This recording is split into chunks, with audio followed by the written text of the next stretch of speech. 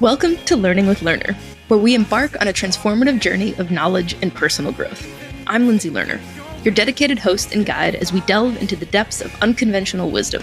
Together, we'll explore the stories and insights of remarkable trailblazers who have forged their own paths.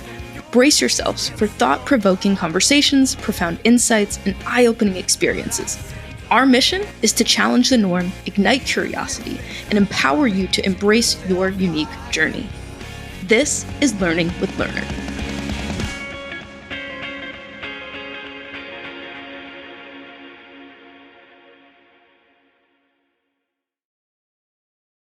Today, we are live at Urban Cowboy in Brooklyn with the founder herself, Jersey Banks. Urban Cowboy is a community-driven hospitality brand that has redefined what it means to feel at home away from home. Today, we are jumping into Jersey's journey of building a community around Urban Cowboy, expanding their brand to Nashville, and pursuing their dream of creating inspiring environments that promote community and freedom. We'll also explore the costs and challenges of challenging the traditional hospitality industry and how Jersey has overcome them to create a thriving business. So sit back, relax, and get your questions ready for the end for those of you who have joined us in person. Jersey, thank you for welcoming us into your home. Thank you for providing the space and for sharing your story. If I'd been a bit better at making good decisions, to call it quits won't bury the hatchet. Welcome to the Cost of the Status Quo, where we explore the stories of individuals who have challenged the norm and disrupted the status quo. Today, we are live at Urban Cowboy in Brooklyn with the founder herself, Jersey Banks. Hello. Urban Cowboy is a community-driven hospitality brand that has redefined what it means to feel at home away from home. Today, we are jumping into Jersey's journey of building a community around Urban Cowboy, expanding their brand to Nashville, and pursuing their dream of creating inspiring environments that promote community and freedom. We'll also explore the costs and challenges of challenging traditional hospitality industry and how Jersey has overcome them to create a thriving business. So sit back, relax, get your questions ready for the end and for those of you who are here in person. And Jersey, welcome. Thank you for providing us with this incredible space. Hey, thank you for having me. So before starting the first property, which we are currently in, back in 2014, can you tell us what you were doing and what it was like growing up in Denver, of all places? Yes, I grew up in Denver. I mean, Denver, to be honest, like when you're young in a place, you don't know it as well as like your adult self. So I can like tell you like the good parks to go smoke weed in. I can tell you. Like I went to elementary school. I went to high school. That was pretty much it. So I left when I was 18. So okay. I haven't really been back since. My Sure. parents also left. Okay. And then I moved to New York, which I've been here since. I was a professional dancer, so that was the impetus for me coming here. I went to New School University, danced through college. When did dance enter the picture? When I was at the tender age of 3. Okay. So not a choice, just a gentle guidance. Gentle guidance. I chose it when I was 7. I said, this is what I want to do. Okay. I failed at basketball. I failed at many other things before deciding dance was probably my go-to. Sure. And yeah, I eventually gave up dance because Sure. I was burnt out and I taught little kids and I modeled and I had no money, and New York's a really hard place to live when you have no money, and dance is very expensive.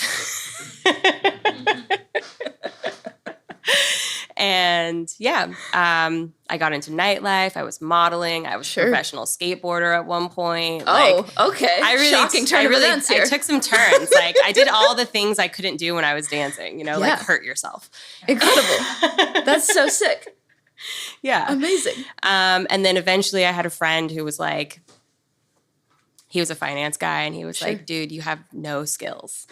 Like, he's like, you got a liberal arts degree in dance. You're like, I know how to skateboard, bro. Yeah, I was like, I will show you some things. I have life skills. Truly. He was like, you know what you should do with your career is real estate. Oh, tell me more about that. And what was your reaction to that? I mean, I was like, you're smart. You tell me things. You know, I feel Amazing.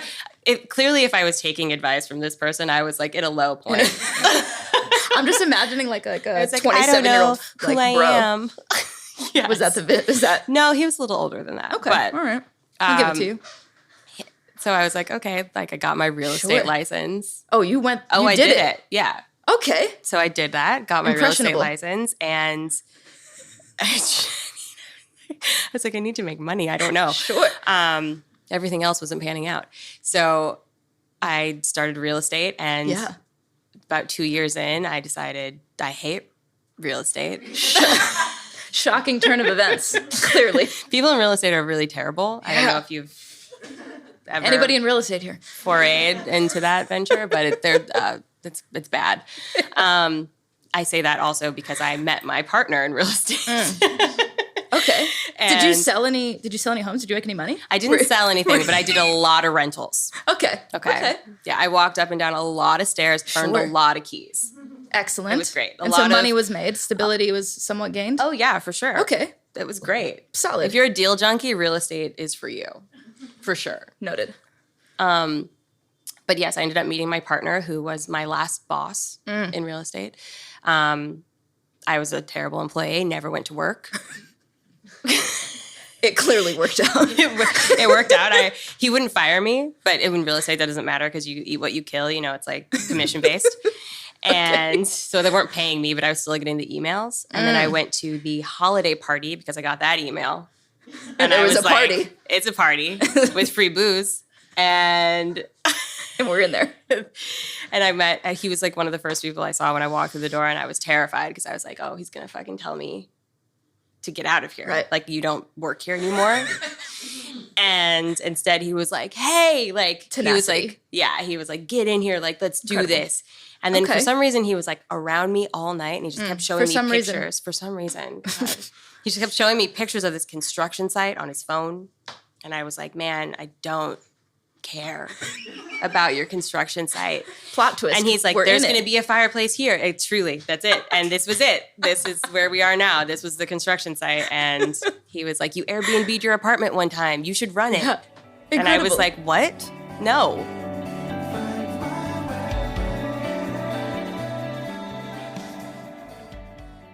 As you were going about this real estate endeavor, were you doing other things, or were you solely focused on? Were you're skateboarding, we're dancing, we're partying, we're like, what are we doing? So I was also working nightlife, Okay. and I was teaching dance still. Okay, Yeah.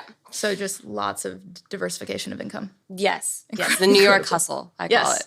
that thing. Yes. Got it. Okay, and so you meet Lion, Lion. Yes. and he somehow convinces you to start Airbnb-ing this space. No, so he was like, he's like, you can rent out rooms in this house. And I was like, oh, I okay. don't think that's real. Like, I don't think you can do that. And I continued to say no. We had planned a trip together, not together, separately. We had already had these trips planned to this place in Nicaragua called Maderas Village. Okay. And it was like a little surf, like, hotel on the beach that like friends of ours were running, kind of. They were like Sure. third-party friends. And I was like, oh, you're going there? I'm going there. I'm going first. I was gonna say you went first. I went first. Okay. I was like, I'm going next week. You're going 3 weeks later. Sure. And I came back and was like, that place was awesome. Yeah. It was great. Had the best vacation ever. He came back, and he was like, I told everyone we were opening a bed and breakfast together. And I was like, that's weird, because we're not. And was it always like a we thing? It was like we. Yes, it was a we collective. thing collective very early on for him. I don't know. Excellent. I was like, no. I would get along with him. Yeah. Okay. Somehow, like a few weeks later, I was like living in the basement on a construction site, like Stop moving it. furniture every day, like building a bed and breakfast. I can't really tell you what Okay. happened there. Incredible. And then we opened, and someone checked in, and they were like, no, we just threw a lot of parties. Sure. We were like, hey, we have Welcome this to the space. party. This floor was done. The bedrooms weren't done. Sure. Like nothing else was done. And we were like, let's just buy some booze and have people over. Yes. You know? And then was Okay. like, we did that like every night. Yes. And then people caught wind of it, and then they started coming through. People caught wind. People liked it. People were very interested in what we were Sure. doing. It was disruptive at the time, right? What Because a buzzword. Truly. It was so disruptive that like New York Magazine picked up on it and they were like, we're going to do an interview with you. And like at the time, like our friends, like parents were staying here and stuff. And like, I didn't even have a way to take credit cards. Like I was like, cash, you can pay me in cash, I guess. And we were just throwing a lot of parties. A lot of people were coming through the space and they sat with us. We had a long whiskey field night. And at the end, he was like, dude, I can't run this article unless you have a name. Small he was detail. like, what? Like, we didn't have a website. We didn't have an Instagram. We didn't have. And so how do we land on the name? There's another whiskey field night with like There's a theme here. thesaurus.com. Just many. There's a blue spruce out front. We were kind of call it the blue spruce. Like, it was just, Urban Cowboy landed. Okay. Is there any significance to it? I mean, the aesthetic. Yes. I think, and there's also like a nostalgia that we feel about like the West and cowboys and freedom. Totally. And, you know, there was a big play for us. Sure. Yeah. Where does that come from? I mean, I'm from Colorado. Yeah. So there's that. I think Lion has always just been kind of obsessed with like Totally. cowboys in general. Okay. Freedom. Freedom. Yeah. That's appealing. It's very as a appealing. concept. And it's kind of what we were doing. We were like, look, we're going to do it our way. Yeah. Like, I don't want to be, it was just, we were like two young kids in love, just doing whatever we wanted. You want to throw a little detail around that? So it started out as, hey, I would like you to run this Airbnb. Yes, we quickly And then became you fell best in friends love. and we fell in love and we denied it for a really long time. We were like, I'm not in a relationship. Oh. When did you actually make it official? I'm like, have we yet? No. A kid, 12 properties later. It's who are you? We're going to get married maybe next spring and that'll be it. Okay. Congrats. Incredible. And so this was the property number 1. This is property number 1. And now there's many more. And so how did you go from this space being a bed and breakfast to Nashville is next? Nashville was next. Which there's 2 in Nashville now. There's now for 2 those in of you Nashville. who are interested. We loved Nashville so much that we like started a whole other brand there called the Dive Motel as well. So we have an Urban Cowboy and a Dive Motel. And who's the creative force behind this? So the brand is very much us together. It's like our sense of like community and our idea of hospitality. Sure. The design is Lion. Okay. He is the one. Where did he learn how to do that? This was his first ever design project. Wow. Brooklyn. Crushed it. Yeah, he crushed Okay. it. And then they were like, he was like, hey, I'm good at this. And I am the one who like did the business side of things, which So is apparently you do we're have a little skills. odd couple. Yeah. I also like fix most of the things around the house. He like fusses about like the wallpaper patterns and stuff. Incredible. Yeah. Where did all that business acumen come from? Or just from the hustle of the 12 million different things that you've been doing? Honestly, it was the hustle of the 12 million things. But when I say like when our first guest checked in and I didn't even know how to like charge them to stay here, like you learn a lot Sure. just by doing it. 100%. And so you're down in Nashville. Which came first? The motel? Hotel? The hotel. Okay. Yeah. Urban Cowboy came first. We found a property down there. Our first trip down, we like went on vacation. We're there for a couple of hours. We rented like a big truck. Okay. Because we were like, I didn't know what Nashville was. I thought Nashville was like, I'd never been there. Right? So I was thinking in my mind, Nashville was like New Orleans, like it was like swampy. Sure. You know? Close. No, not close. It's kind of. Not really. It's very country. Yeah. You know? I didn't know it was like the country music capital. Like Sure I didn't, is. Yeah. Okay. And so you got down there and you just like sight unseen, just like buy a property? No, we didn't go to buy a property. We just went to have a vacation. Sure. We hadn't had a day off in like 6 months. That worked out. Yeah. And then of course an hour later we were like touring like a post B&B that like some woman was just running weddings at, and she was like, I'll sell it to you for this amount. And like, we were like, okay. Sounds good. And literally you just bought it? I mean, we You got had some, to go through the process. yeah, we got some people together. And Sure. We didn't have any money at that time. Right. We had to like get some investors.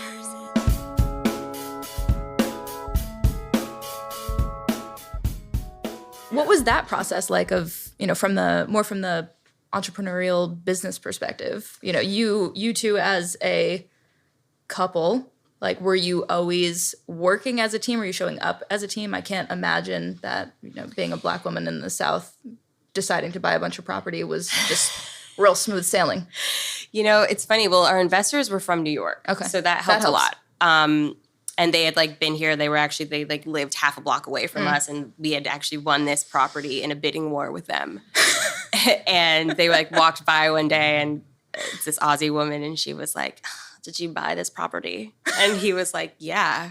And she was like, "Ugh." She was so disgusted. And he's like, "Do you want to come inside?" And she's like, "Ugh, it's gorgeous." She was so mad. And she was like, "Well, what are you doing with it?" And he's like, "I'm going to turn it into a B&B." And she's like, that's what I wanted to do. And incredible. So when we got the opportunity, we were like, "Hey, you want to do this again with us?" And she was like, "Yes, I do." And she got her family together. And I hate it, but I do. Yeah. Incredible.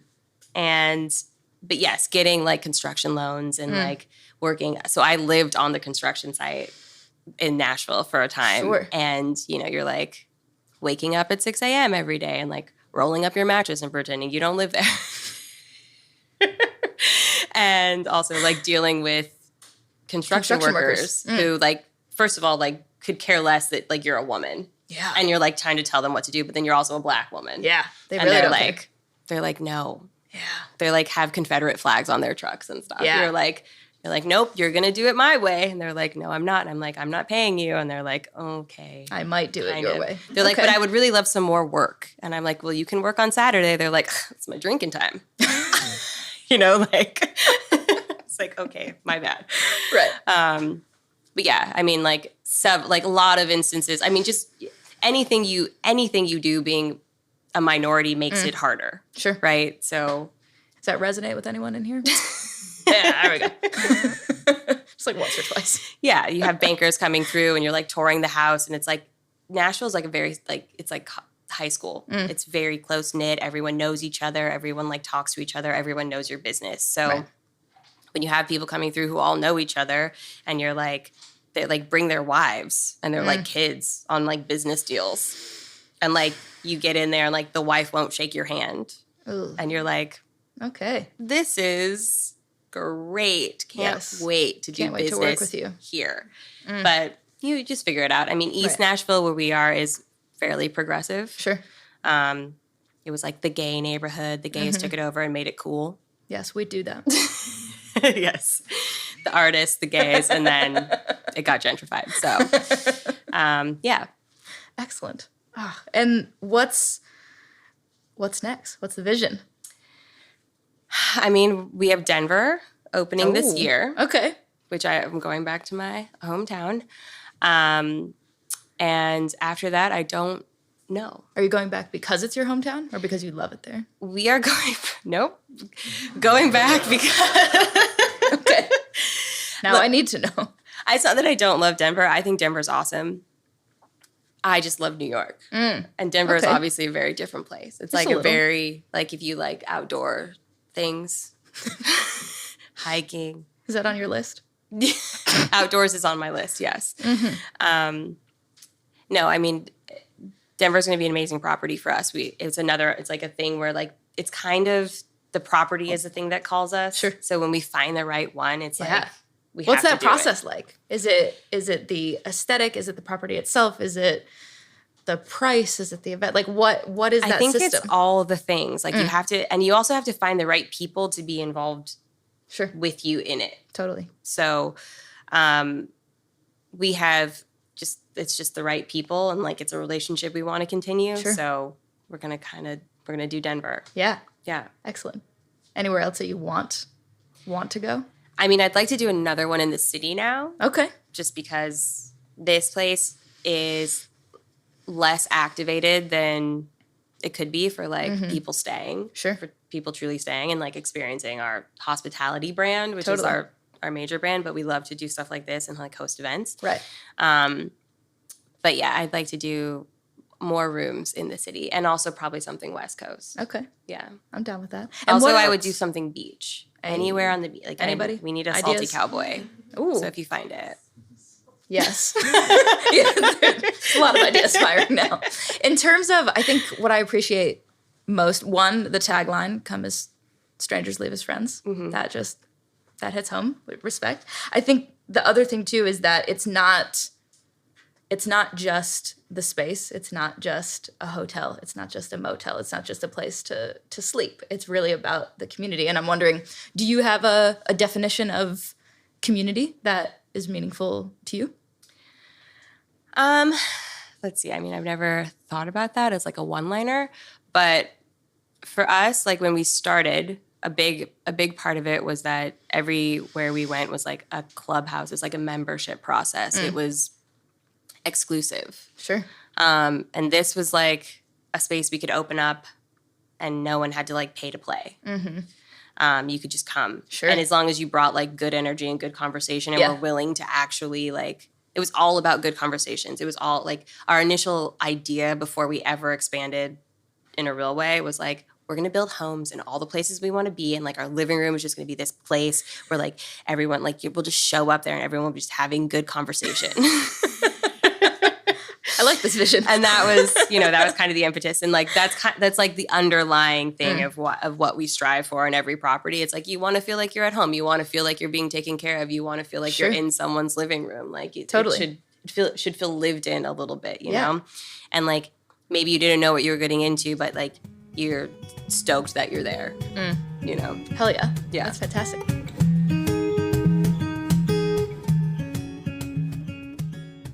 Show of hands for folks in the room. Who has been to any of the Urban Cowboy properties? Nashville, yes. Amazing. Well, now you all have, so yay. There we go. Excellent. Everything that goes into it, the design, the aesthetics, the menus, the restaurants, like who comes up with all of this? How do you execute on that? I mean, it's a lot. Giving credit where credit is due. So you just kind of do it all. And it's a lot easier when you don't know anything. So like the first time you do it, like it's a lot easier when you don't know anything. Truly. When you don't know what to expect, it's so much easier to let it become what it's going to become. 100%. And that's kind of what has happened. So the first time we had a restaurant, like we didn't know. We had chefs, like we didn't know. I didn't know how. I worked in hospitality. I'd worked in like nightclubs. Yeah. I didn't really understand how temperamental chefs are and how emotional they are. And it's a lot of feelings. It's a lot of feelings. So, you figure that out. You also don't know how like expensive things are, how much things cost, or like, it's a lot. So you just kind of go along with it and you just try to keep the dream alive, right? The whole time and like keep people happy. Like our thing that we said right in the beginning was like, we'll do this till it's not fun anymore. And I'll let you know when that happens. So we're still in the fun zone. We're still in the fun zone. Excellent. And how have you gone about building up the team and the infrastructure? Because obviously it's not just you in this space anymore, serving breakfast and sleeping in a construction zone. You've got the Catskills, 2 properties in Nashville, soon to be another in Denver, and soon to be a salty cowboy on the West Coast. Salty cowboy, yep. How does that work? Well, first we hired all of our friends who just really wanted to work with us. And then we stopped hiring our friends and hired people who knew what they were doing better than us. Sure. And people we could hold accountable. And that's it. You just... Totally. Hire people smarter than you? Yeah. You hire people smarter than you who... you have to know what you're good at. Right. And like, I know where my limitations are. Yeah. Not to say that like I can't figure it out. Sure. But like when you grow to a certain point, you don't need to figure it out anymore. Someone already knows how to do it for sure. And you can hire them. Totally. And you should spend that money. Do you have a process of how you figure out what your strengths are? I mean, it's like a daily thing. Yeah. But you kind of have to journal a lot. It's a lot of like inward reflection. Sure. I do a thing called morning pages. Yes. I don't know if anyone's ever heard of that. Sure do. but it's like a free, like you just free thought write in the morning, like 3 pages. Like you don't stop to think what you're writing. You just let it go on a page. Totally. And you get through a lot of things that way. But you also really tap into your creative self, I think, absolutely. when you do that. And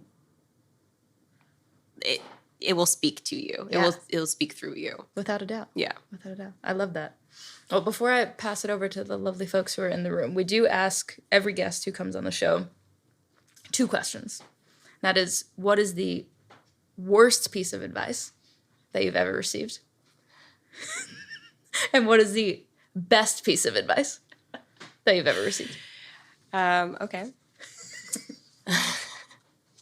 The worst piece of advice that I've ever received was someone telling me that my way wasn't the best way.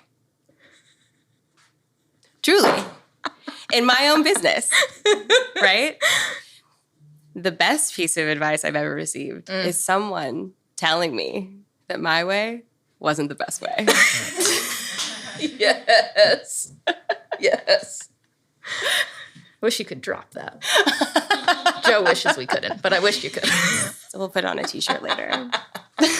Incredible. It's a very long t-shirt. I'm here for it. All right. Folks who are in the room, any questions, comments, concerns, ideas for Jersey before we pass it on over to some musicians? What's up? Hey, I have a question. Okay, I love your vision for community, and I think it's a lot of people's dream of like building community. But I can imagine there's also like a lot of things that you have to do to have a successful one.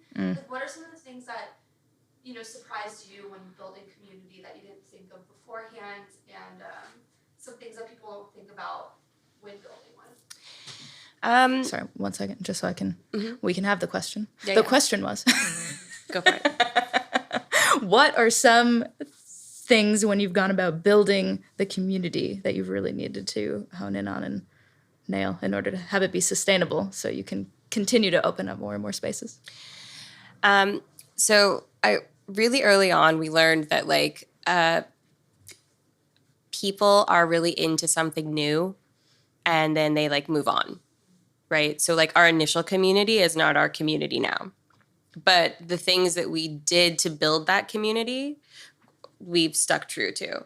So like the way that we host and like our style of hospitality and like kind of building our pillars of how we do things and like having people organically come back or people come back 10 years later or whatever, like that's, you have to keep doing it the same way. You have to be consistent with it, even if that consistency means like it's like a wild free-for-all party, whatever. Like you just have to keep, that has to be a part of it. And when you lose that, people, like we have, we've built kind of like a family of guests that come to all of our properties. We have people fall in love at one property and get married at another.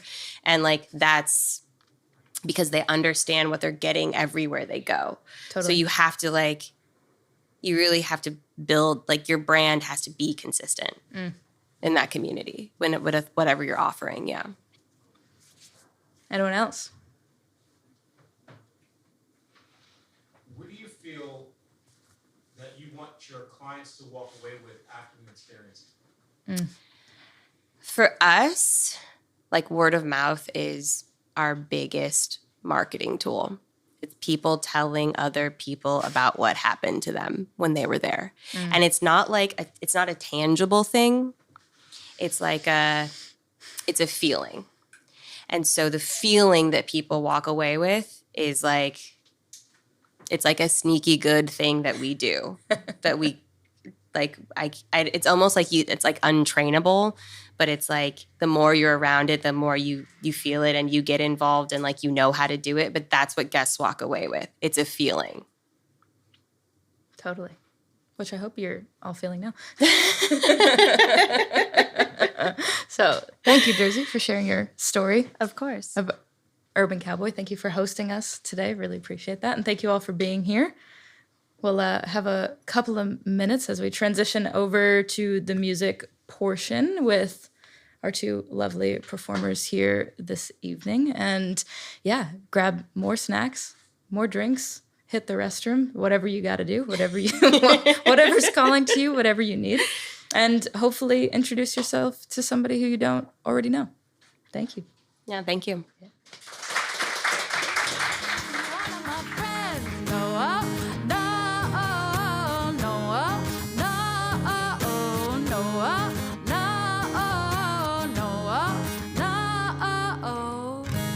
That was so beautiful, guys.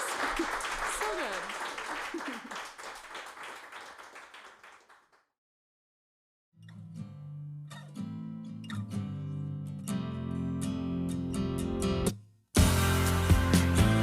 Thank you for listening to Learning with Lerner and hearing the wisdom, stories, and ideas that will have you feeling inspired and ready to take on the world. If you've enjoyed this, please remember to share, rate, and review. It means the world to me and the team putting it all together. If you're looking for more information, you can find me at lindseylerner.com. That's LindseyLerner.com. Or if you've got any questions or curiosity about me, you can find me on Instagram and TikTok at Lindsey Lerner. Thanks again for listening and have an awesome day.